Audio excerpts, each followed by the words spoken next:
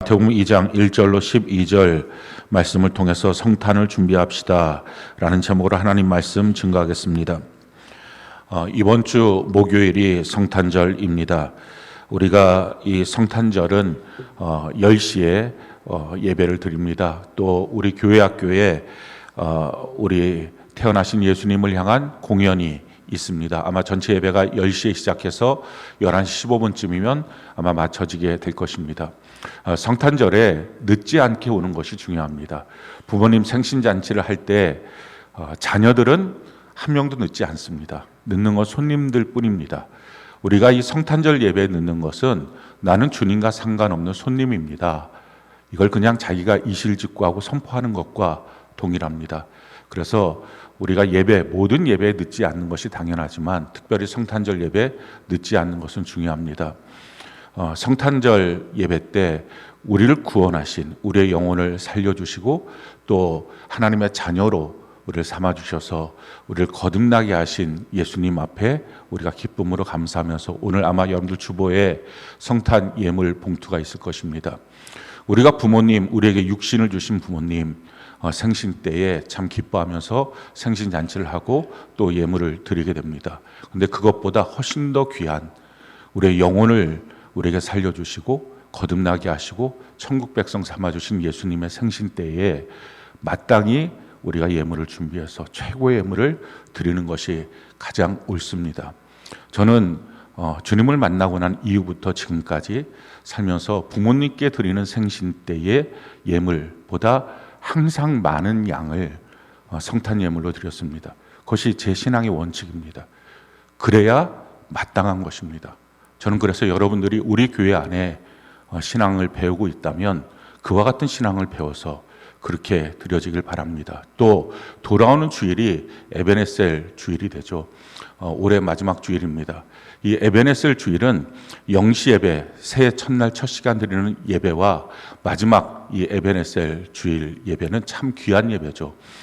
에베네셀 주일의 예배 때는 저는 이런 마음을 갖고 있습니다. 이렇게 끝까지 달려가서 마지막 천국에 들어갈 때 주님 앞에 이렇게 인도하신 주님, 여기까지 인도하신 주님 참 고맙고 감사합니다 하는 마음으로 서는 것을 생각하면서 에베네셀 예배를 매번 천국문에 들어갔을 때의 예행 연습처럼 그렇게 예배를 드립니다.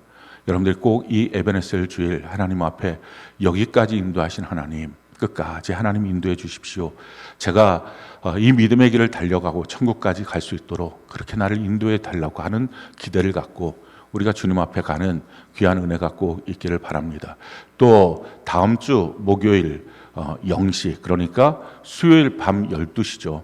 2026년 1월 1일 0시 첫 시간입니다. 성경의 첫 것은 내 것이다. 하나님이 이렇게 선포하고 말씀하셨습니다. 그리고 그 하나님이 이 첫 것에 대해서 계속적으로 가르쳐 주시고 있습니다. 우리가 첫 열매를 드리는 것, 물질이 생겨도 첫 것, 하나님의 것입니다. 그래서 이 첫 것을 드리는 절기도 아예 정해 놓으셨습니다. 그게 초실절입니다. 이 초실절에 예수님이 부활하셨죠. 그러니까 이 첫 것에 대해서 주님이 얼마나 귀하게 여기는지를 압니다. 짐승이 태어나도 첫 것은 하나님의 것입니다. 하나님께 드리는 것입니다. 만약에 첫 것을 하나님께 드리지 않는다면 그냥 집에서 쓰는 게 아니라 그 목을 부러뜨려서 죽이라 라는 것입니다. 대충 첫 것을 자기를 위해서, 자기 유익을 위해서, 자기 재미를 위해서 산과 바다 다니면서 쓰는 것, 목 부러뜨려 죽이라 라고 하는 것과 동일합니다. 우리의 자녀가 태어나도 첫 것은 다 하나님의 것입니다. 근데 하나님께 첫 것을 드리는 것을 대신해서 레위인들을 통해서 레위 족속으로 하나님을 섬기는 자들로 만들어 주셨습니다. 시간도 마찬가지입니다. 우리가 주일을 하나님께 예배를 드리죠. 이 주일이 왜 주님의 날, 절기로 지키는 거죠. 왜 주일이 주님의 날입니까? 한 주의 첫 날이기 때문에 그렇습니다. 그러니까 주일을 지킨다라는 것은 첫 것을 하나님께 드린다라고 하는 표현입니다. 그러니 모든 1년 동안의 주일 예배 중에 가장 귀한 것, 그것이 바로 영시 예배입니다. 영시 예배를 드리면 한 해를 하나님이 책임져 주시고 에베네셀 예배를 통해서 우리가 천국문 앞에 서는 것, 이것을 상징하는 이런 주님과 함께 리듬을 타는 신앙생활, 이것이 우리 그리스도인이 갖게 되는 신앙생활입니다. 특별히 이번 돌아오는 목요일이 성탄절인데 이 성탄이라고 하는 그것은 어떤 날입니까? 어떤 사람들이 이렇게 말하죠. 성탄 분위기가 안 난다. 근데 참 성탄이 무슨 날인지를 모르기 때문에 이런 헛된 생각들을 갖고 헛된 소리를 합니다. 성경은 우리에게 성탄에 대해서 이렇게 말씀을 합니다. 누가복음 2장 10절로 11절 우리 같이 한 목소리 한번 읽어볼까요? 시작. 천사가 이르되 무서워하지 말라. 보라, 내가 온 백성에게 미칠 큰 기쁨의 좋은 소식을 너희에게 전하노라. 오늘 다윗의 동네에 너희를 위하여 구주가 나셨으니 곧 그리스도 주시니라. 우리를 위하여, 우리를 구원하시기 위해서 구주가 나신 날, 이게 성탄입니다. 그러니까 이것은 분위기의 문제가 아닌 거예요. 날 구원하시기 위해서 구세주가 오셨다, 구주가 나셨다. 그분이 바로 예수 그리스도시다라는 것입니다. 우리는 항상 구원받아야 될 존재입니다. 먼저 우리의 영이 구원받아야 합니다. 우리의 영은 마귀의 종으로, 세상의 종으로, 죄의 종으로, 그래서 죽을 수밖에 없고 영원한 지옥에 빠질 수밖에 없는 존재였습니다. 이 영이 구원받아서 하나님의 아들, 딸이 되는 것이 중요합니다. 우리의 혼도, 우리의 삶도 우리는 구원을 받아야 됩니다. 우리는 날마다 우리가 감당할 수 없는 문제들 앞에 서 있습니다. 우리가 해결할 수 없는 거죠. 그래서 처음부터 우리는 자력구원이라고 하는 것은 없습니다. 내가 만약에 내 삶에 닥쳐오는 문제들을 건져낼 수 있다면 그게 자력구원이죠. 그게 불가능한 것은 그 닥쳐오는 문제를 내가 해결할 수 있다면 그건 문제도 아닙니다. 그냥 우리가 하면 되는 거예요. 그런데 해결할 수 없기 때문에 그것이 우리에게 구원이 필요한 것입니다. 우리의 삶 속에, 우리의 가정 속에 우리는 날마다 정말 힘겨운 삶의 문제들 앞에 서 있습니다. 더 문제는 그것이 나쁜 일이냐 좋은 일이냐보다 더 중요한 것은 거기에 대해서 내가 어떤 길을 선택하고 걸어갈 것인가. 우리의 말도 감정도 과연 어떻게 할 것인가. 왜냐하면 우리가 이 땅을 살아가는 것, 지금 이 문제만 풀어서 해결될 게 아니라 영원한 천국을 향하여 나는 지금 걸어가고 있는가 하는 것이 중요하죠. 그러니까 살고 있는 모든 문제들 앞에 과연 내가 한 걸음 한 걸음 두렵고 떨림으로 이 구원을 이루어가고 있는지, 천국을 위하여 지금 내가 걸어가고 있는지, 이것이 굉장히 중요합니다. 우리의 몸도 구원을 받아야 됩니다. 우리는 수많은 질병의 문제들 앞에 노출되어 있습니다. 그런 일들 앞에 우리가 날마다의 구원이 필요합니다. 그러니 우리는 우리의 삶의 문제를 사실은 해결할 수 없는 존재입니다. 더 큰 문제는 5분 앞에 어떤 일이 생길지도 전혀 모르는 것이 우리의 존재입니다. 근데 이런 우리의 존재들에게 우리를 건져내시기 위해서 예수님 구원자가 이 땅에 오셨습니다. 그 구원자를 만나야 되고요. 우리의 모든 삶 속에 그 예수님으로 말미암아 실제적인 구원을 우리는 누리고 얻어야 합니다. 사랑하는 성도 여러분, 여러분들의 삶 속에서 구원을 누리지 못한다면 더 중요한 것은 그 문제를 어떻게 해결했어요. 이 차원의 문제가 아니라 그 문제 속에서 난 천국을 발견하고 하나님의 뜻을 깨닫고 주님이 원하시는 길로 걸어가고 있어요. 그게 아니라면 우리 인생 계속 실패입니다. 그 실패한 인생의 끝이 지옥인 것입니다. 그러니 그렇게 살지 않도록 우리가 날마다 천국을 이루어 가도록, 그래서 내게 닥쳐오는 수많은 문제들 앞에 예수님을 믿고 그 예수님의 힘으로 구원함을 받는 것, 이것이 필요합니다. 그 구원자가 이 땅에 오셨다는 것, 그것이 성탄이에요. 그러니까 성탄은 흥청망청의 분위기를 만들어내는 게 아닙니다. 정말 그 구원자를 내가 만나는가 하는 것이 중요합니다. 성탄에 있어서 주인공은 예수님 한 분이죠. 절대 산타가 될 수 없습니다. 그러니 우리의 구원의 문제에 산타가 도대체 무엇을 했습니까? 뭘 줬습니까? 엉뚱한 일들을 세상에선 벌리고 있습니다. 거기에 집중하게 만듭니다. 또 이렇게 말하죠. 울면 안 돼, 울면 안 돼. 산타 할아버지의 아저씨의 뭐 아무튼 선물 안 준다. 안 울면 천국 갑니까? 착한 일 하고 살면 천국 갑니까? 다 사람들의 관심을 호도하는 것입니다. 그래서 얼마나 많은 사람들이 안 울며 살려고 애를 씁니까? 슬픈 일 닥쳐와도 울지 않으려고, 우는 건 지는 거야 하고 울지 않으려고 애쓰고, 또 어려운 일 닥쳐와도 그냥 착한 일 하고 사는 것. 마인드 컨트롤 하는 것 아닙니까? 그냥 정신 승리하는 거잖아요. 그런 식으로 산타를 숭배하도록 우리를 조종하고 있습니다. 우리는 그렇게 사는 존재가 아니라 진짜 우리의 삶을 건져내고 천국을 향하여 달려갈 수 있는 구원자가 필요합니다.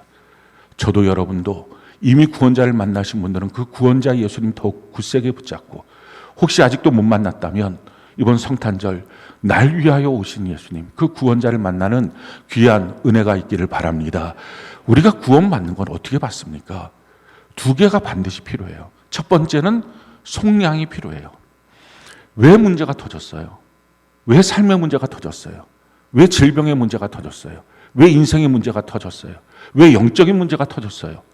사실은 이 모든 것이 죄의 문제입니다. 하나님이 만들어 놓은 이 땅 위에 아담과 하가 죄를 지음으로 이 땅에 죄가 들어오고 죄로 말미암아 질병과 사망과 저주가 생긴 것입니다.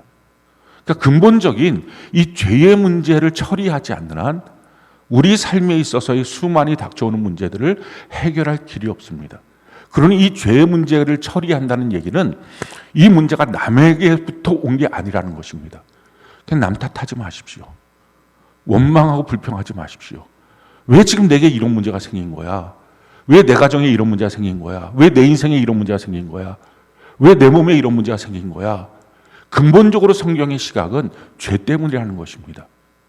남의 죄로 내가 고통받는 게 아니라 내 죄 때문에 생긴 문제입니다. 그러니 남 탓하고 원망하고 불평할 게 아니라 내 죄의 문제를 끊어야 됩니다. 이 죄의 사슬을 끊지 않고 괜찮다고 너 예쁘다고 너 최고다고 그냥 그렇게 살면 된다고, 그냥 마음 잘 조정하고 마음 굳세게 먹고 행복하게 살면 된다고, 이런 정신승리, 이런 마인드 컨트롤, 이거 잡으라고 교회 나오는 것이 아닙니다. 세상의 모든 종교들은 이렇게 정신승리하고 마인드 컨트롤 하게 만듭니다. 그냥 마음 잘 잡고 있으면 된다는 것입니다. 그걸로 어떻게 됩니까?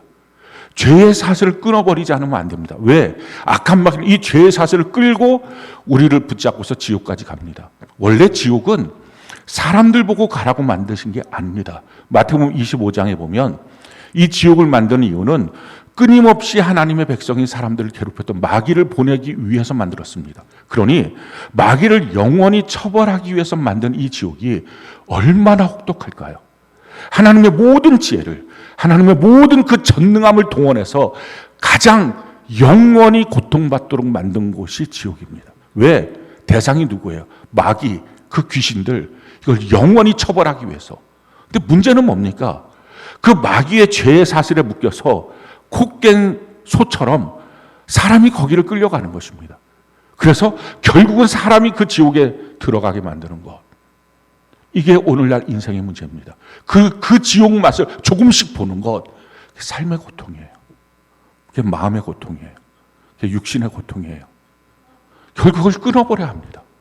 그걸 끊는 것, 그걸 속량이라고 말합니다. 이 죄의 사슬을 우리로 묶여서 지옥까지 만드는, 지옥 가게 만드는 이 죄의 사슬을 어떻게 끊습니까? 이 속량, 이걸 어떻게 합니까? 이 속량을 할 수 있는 것은 두 가지가 필요해요. 한 가지는 하나님이셔야 돼요. 사람은 이 속량할 수가 없죠. 죄를 끊을 수가 없죠. 또 한 가지는 사람이 죄를 진 거기 때문에 사람이 그 죄의 값을 받아야 됩니다. 이 두 가지가 합쳐져야 돼요.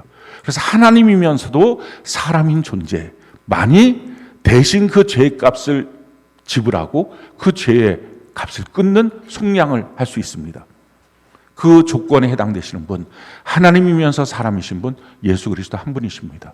그래서 사도행전 4장 12절에 다른 이름으로서는 구원받을 이름이 없나니 오직 하나님은 예수님 한 분만을 우리의 구원자로 보내주셨다라는 것입니다. 성경은 오늘 우리에게 이렇게 말씀하죠. 빌립보서 2장 6절로 8절 같이 한 목소리 한번 읽어봅시다. 시작. 그는 근본 하나님의 본체시나 하나님과 동등됨으로 취할 것으로 여기지 아니하시고 오히려 자기를 비워 종의 형체를 가지사 사람들과 같이 되셨고 사람의 모양으로 나타나사 자기를 낮추시고 죽기까지 복종하셨으니 곧 십자가에 죽으심이라. 하나님이 사람이 되셨다. 십자가에 죽기까지 복종하셨다.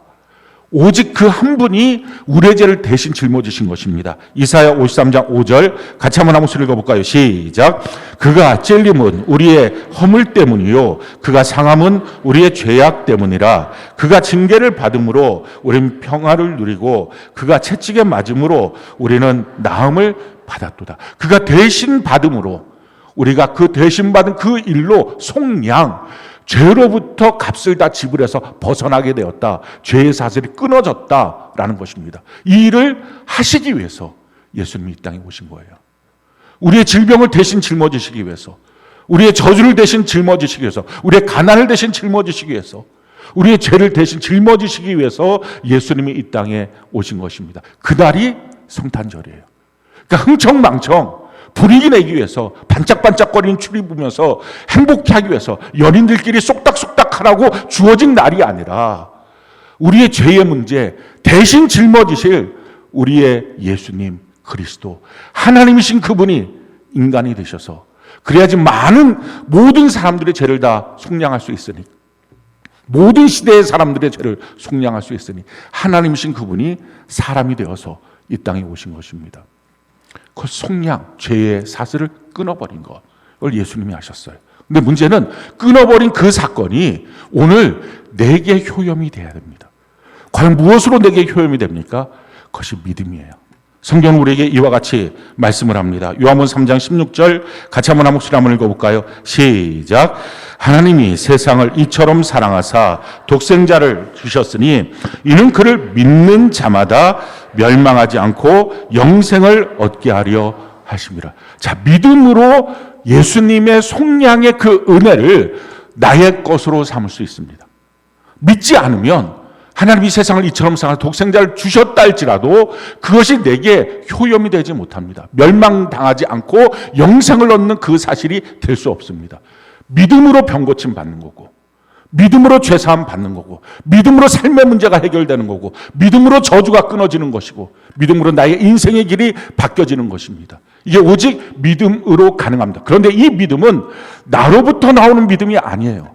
사람들이 정말 착각하는 것은 나로부터 나오는 믿음, 내가 믿어진다, 내가 믿어지지 않는다, 그런 건 믿음이 아니에요. 그건 그리스도 안에서 포함되어 있는 믿음이 아닙니다. 그래서 사람들이 저는 믿어져요, 저는 믿어지지 않아요, 그런 정도의 것들이 아닙니다. 이렇게 왔다 갔다 거리고 환경 속에서 왔다 갔다 거리고 어떤 사건이 있으면 좀 믿어진다 그러고 간절하면 그것이 믿음이라고 생각하고 간절하니까 막 믿어진다 이렇게 자기 스스로가 막 쇠뇌시키고, 이게 아니라 이런 우리로부터 나온 믿음이 아니라 예수 그리스도의 믿음이 우리 안에 들어와야 합니다.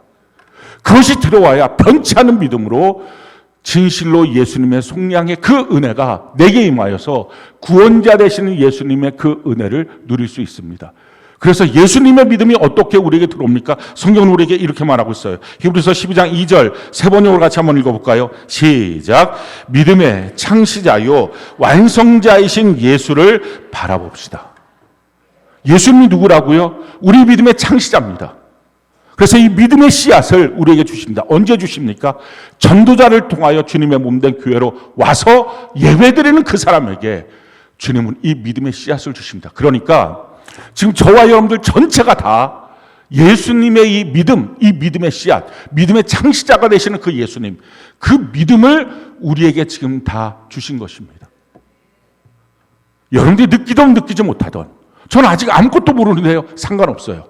그 믿음의 씨앗을 예수님이 이미 주셨습니다. 믿음의 창시자가 되시는. 그런데 이 믿음의 씨앗이 들어왔을 때 어디에 들어옵니까? 말씀을 통하여 우리의 마음밭에 떨어집니다.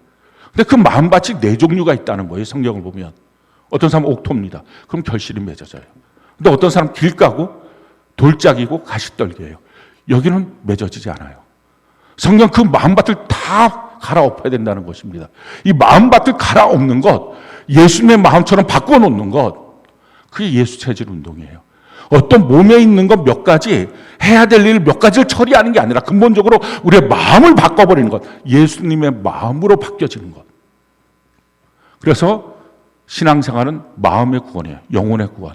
그리고 그 영혼이 천국 갈 수 있는 영혼이 되고 영원한 천국으로 들어가는 천국 입성이 되는 것. 그것이 우리 신앙생활의 완성입니다. 우리 교회에 온 이유는 마음 바꾸기 위해서 온 거예요.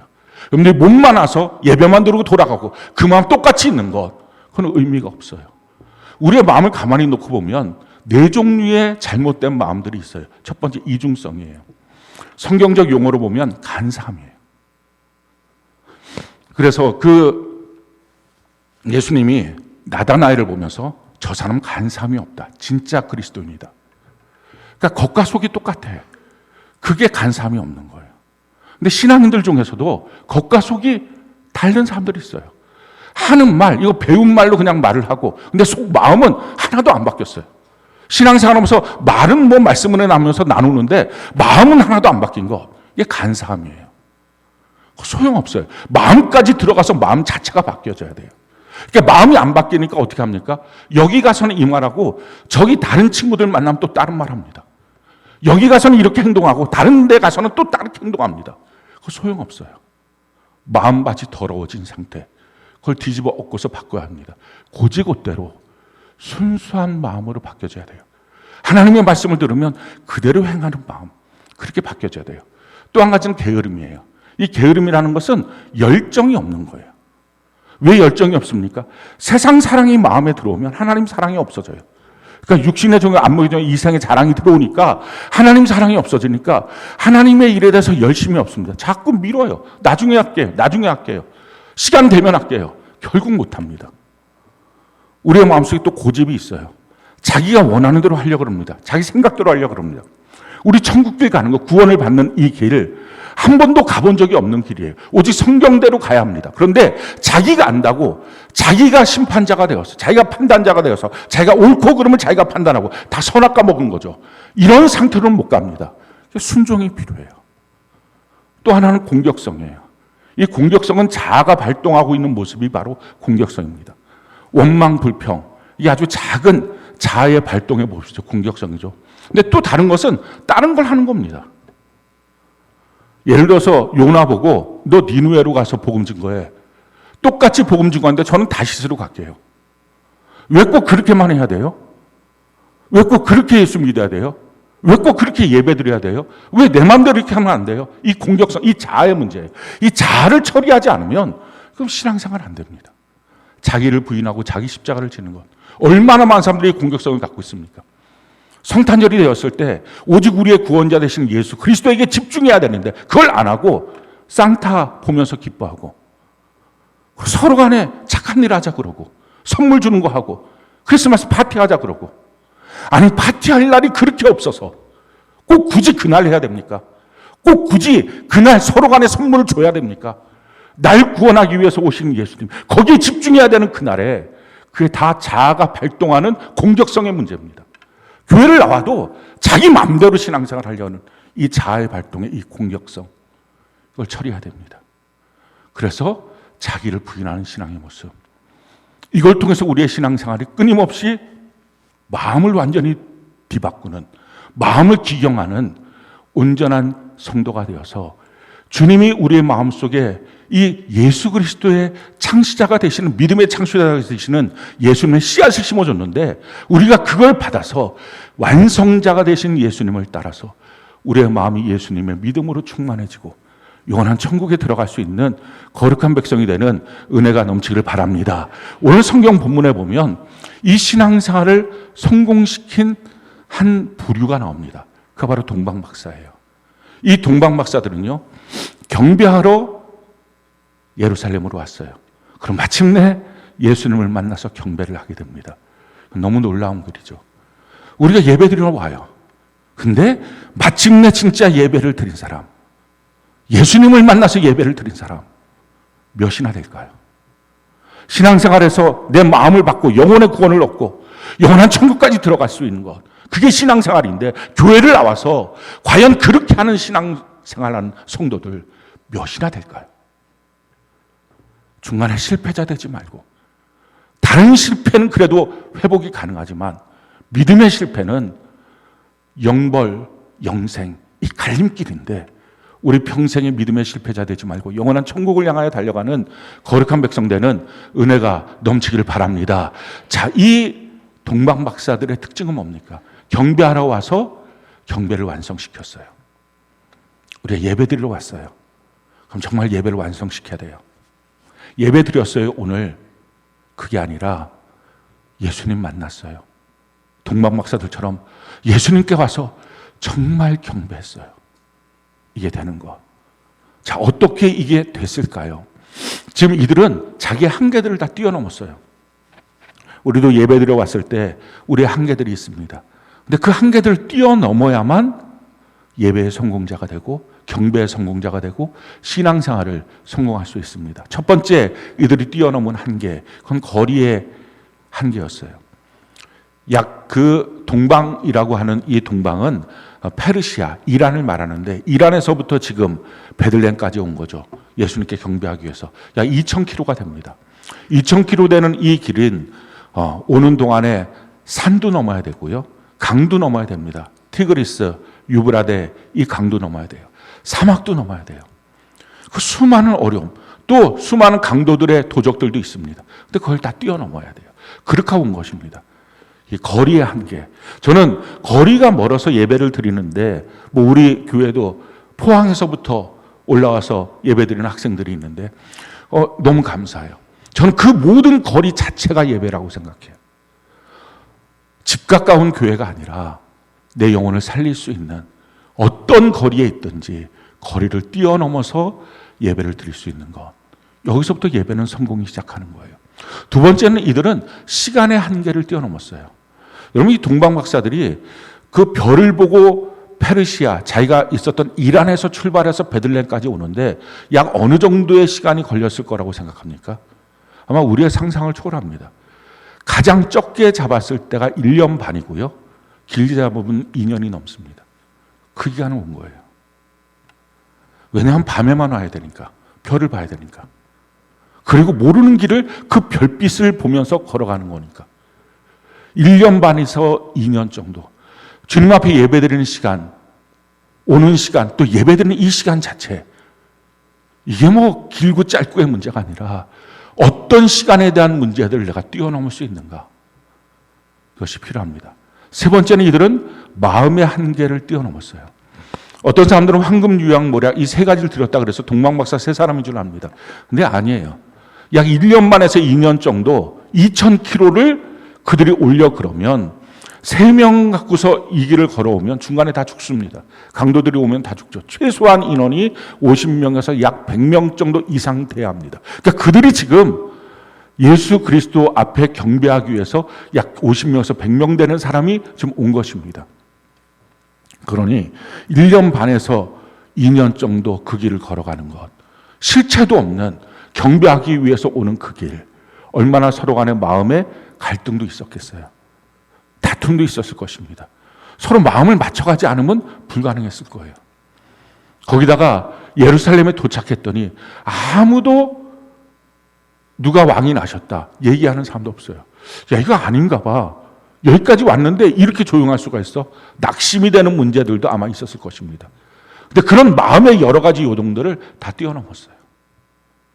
우리가 하나님 앞에 예배드리는 것, 진실로 신앙생활 되는 것, 내 마음의 한계를 뛰어넘지 않는 한 신앙생활은 불가능합니다.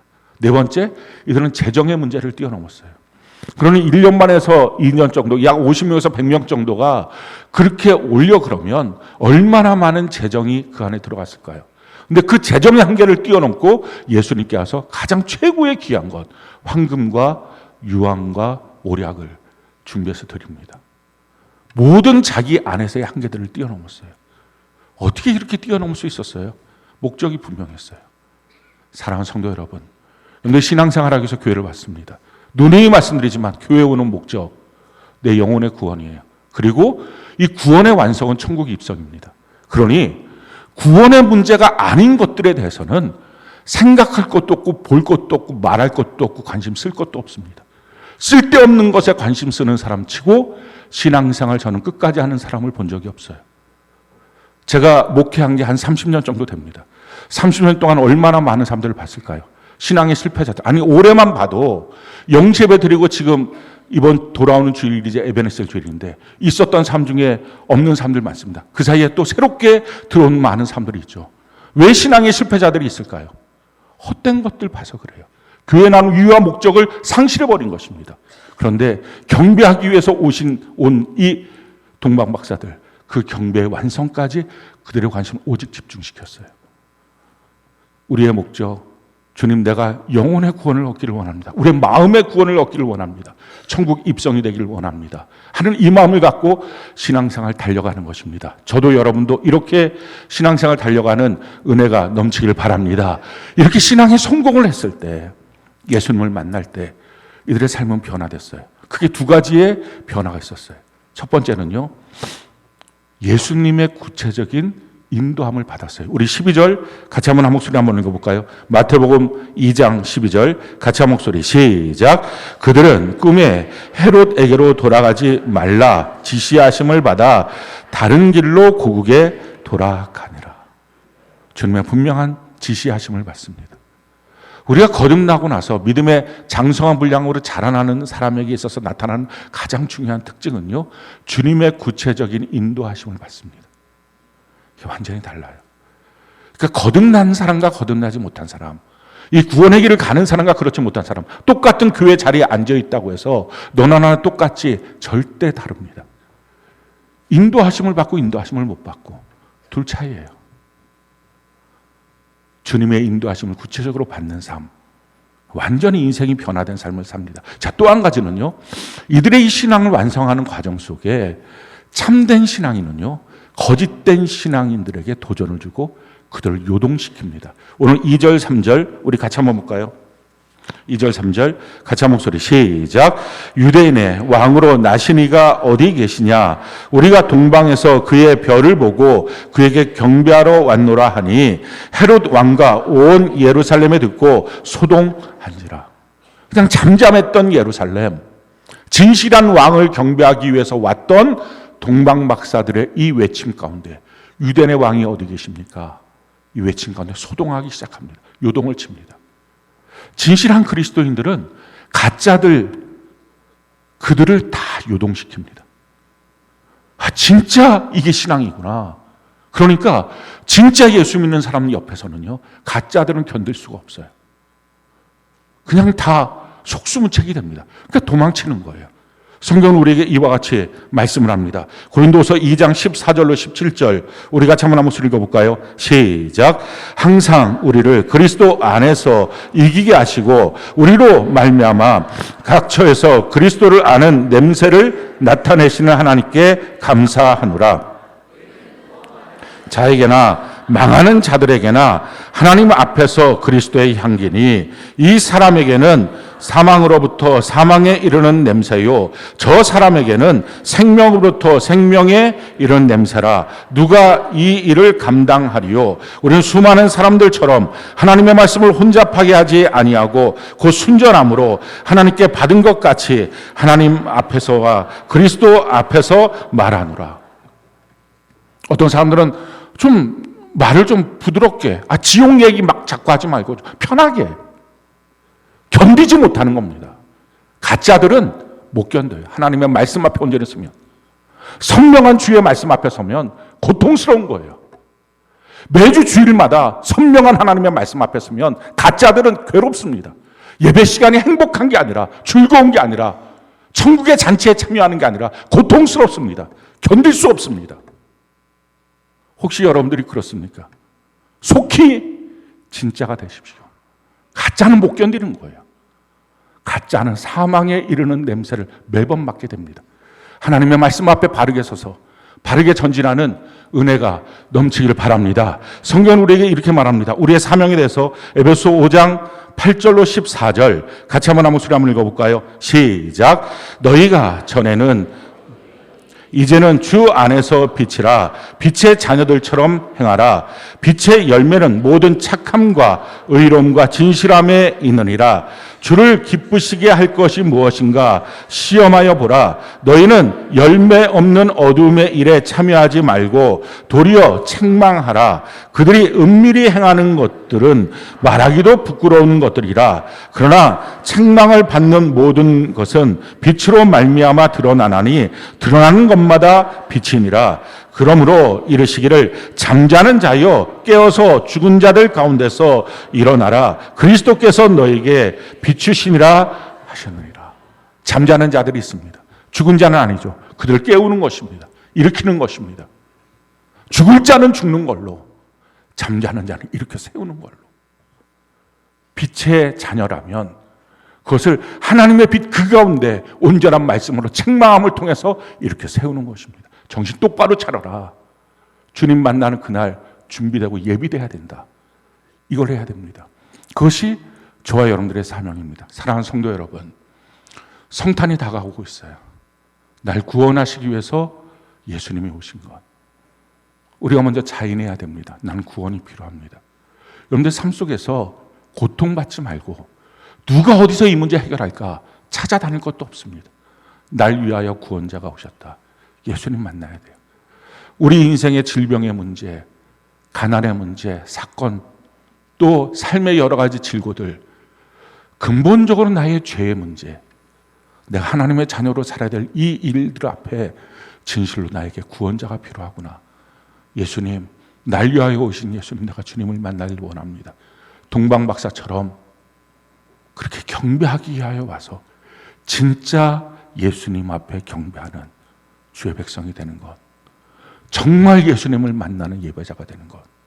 사랑하는 성도 여러분, 여러분들 예배 가운데 진짜 예수님 만나십니까? 그거 아니면 예배가 무슨 가치가 있고 의미가 있어요? 아니 몇 년 동안 예배를 드렸다는 것 무슨 의미가 있어요? 매 순간 예수님을 만나야 돼요.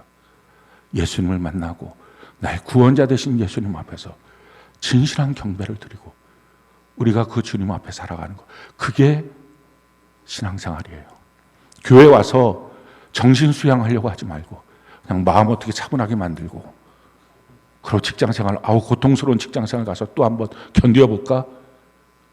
그 그리스도인 아니잖아요. 힘든 가정생활 어떻게 한번 참아볼까? 그 그리스도인 아니잖아요.